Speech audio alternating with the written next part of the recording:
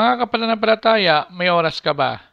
Tara, samahan ninyo kung pagnilayan ang mga salita ng Diyos.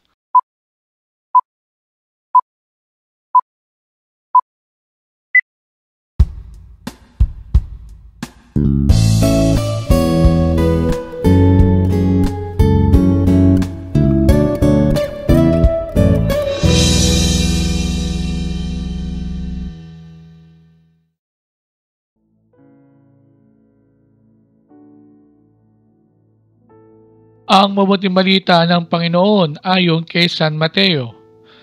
Noong panong iyon, si Juan Bautista ay dumating sa ilang ng Judea at nagsimulang mangaral. Sinabi niya, pagsisihan ninyo talikdan ng inyong mga kasalanan sapagkat malapit ng maghari ang Diyos.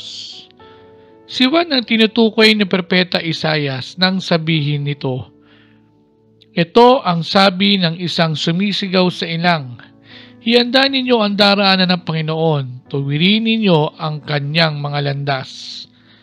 Hinabing balahibo ng kamelyo ang damit ni Juan at balat ng kanyang pamikis. Ang kanya namang balang at pulot-pukyutan. At pumunta sa kanya ang mga taga-Jerusalem, taga-Judea, at mga naninirahan sa magkabilang panig ng Jordan.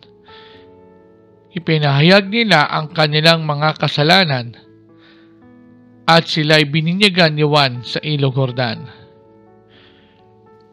Ngunit, nang makita niyang marami sa mga Pariseo at mga Saduceo ang lumalapit upang pabinyag, sinabi niya sa kanila, kayong lahi ng mga ulupong, sino ang nagbabala sa inyo upang tumakas sa parusang darating? Ipakilala ninyo sa pamagitan ng inyong pamumuhay na kayo'y nagsisisi. At huwag ninyong ipangahas na kayo'y anak ni Abraham. Sinasabi ko sa inyo, ang anak o ang Diyos ay makalilika ng mga tunay na anak ni Abraham mula sa mga batong ito. Ngayon pa'y nakaamba na ang palakol sa ugat ng punong kahoy.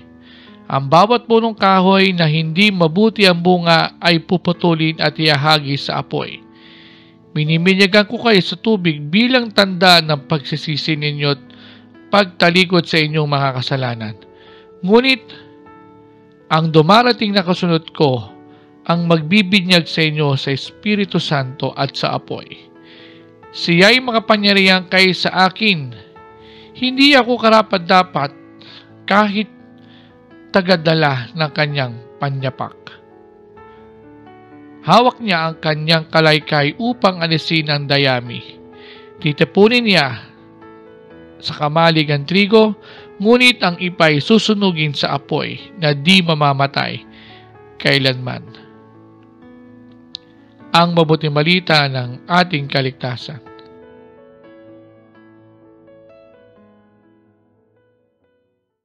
Handa ka na bang muling tanggapin si Jesus sa buhay natin? Mga kapananampalataya, tayo ay nasa ikalawang linggo sa panahon na paghahanda sa pagsilang ng Panginoon o ang panahon ng Adbyento. Noong nakarang linggo, ang focus ng ating pagdiriwang ay pag-asa. Ito ang diwa ng unang kandila ng Advent Treat. Binibigay ng pag-asa ang mga taong katulad natin na patuloy na nagiging handa sa pagdating ng ating Panginoong Yesus. Ngayong araw na ito, kasabay ng pagsindi ng ikalawang kandila ng Advent Treat, ang sentro ng ating pagdiriwang ay kapayapaan. Sa ating ebanghelyo, ipinapakita si Juan Bautista, ang pinsan ni Jesus at ang taong nanguna at naghanda sa pagdating ng ating Panginoon. Sabi nga ni Propeta Isaias, si Juan Bautista ang taong sumisigaw sa ilang upang ihanda ang daraanan ng Panginoon. Siyempre, ang diwa ng kapayapaan ay wala kay Juan Bautista. Siya na mismo nagsabi na may kapangyarihan kaysa sa Kanya ang susunod sa Kanya. Ang tinutukoy ni Juan dito ay ang ating Panginoong Hesus.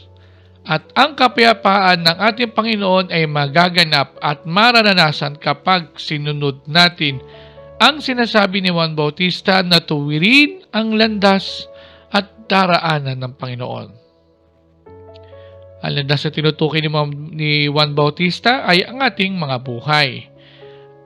Ayusin natin ang ating mga buhay, pag-uugali at mga asal upang ang Panginoon ay tuluyang makapasok sa ating mga puso at buhay. Sa pamamagitan nito ay ating maranasan ang tunay at wagas na kapayapaan sa ating mga buhay hatid ng ating Panginoon. Harinawa, sa pagpapatuloy natin sa paglalakbay sa ating buhay pananampalataya, sundin natin ang mga sinabi ni Juan Bautista.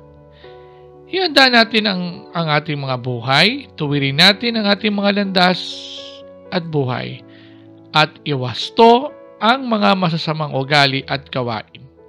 Para sa ganon, pagdating ng Panginoon, madali siyang makakapasok sa ating puso at buhay. Sa puntong ito, samahan ninyo ko sa isang panalangin, sa ngalan ng Ama, at ang Anak, at ang Espiritu Santo. Amen. Panginoon, tulungan ninyo po kami na muling magbalik loob sa inyo. Biyayaan po ninyo kami ng matatag na kalooban upang maiwasto namin ang aming mga gawain at paghuugali. Upang pagdating ninyo ay maging karapat-dapat po kami sa inyo. Amen.